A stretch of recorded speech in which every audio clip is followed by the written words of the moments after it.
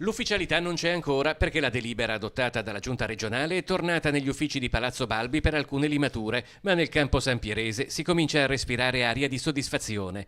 Nella mappa dei punti nascita del Veneto il reparto di pediatria del Pietro Cosma è riportato da 3 a 4 stelle e tornerà a trattare neonati prematuri senza limiti di età gestazionale. È il primo passo di un rilancio della struttura per la quale si era mobilitato un intero territorio e della quale si era direttamente interessato il presidente della regione Zaia. Noi eravamo in questi giorni proprio in attesa dei primi risultati, questo sicuramente è molto importante. L'altro che attendiamo riguarda il numero di pediatri nel reparto, perché come sappiamo oggi le forze sono molto ridotte e quindi è necessario che arrivino nuovi pediatri. Dopo una partecipata manifestazione davanti all'ospedale ed una corposa raccolta firme erano subito partiti i primi incontri con la regione. Quello del personale medico è per l'appunto l'altro tema cruciale in una struttura che ha perso 7 pediatri nel giro di pochi mesi. Negli incontri che abbiamo avuto era presente sempre la direzione dell'USL, ma era presente anche il direttore generale Mantoan, che alla presenza anche di noi sindaci e delle mamme che hanno raccolto le famose 21.000 firme,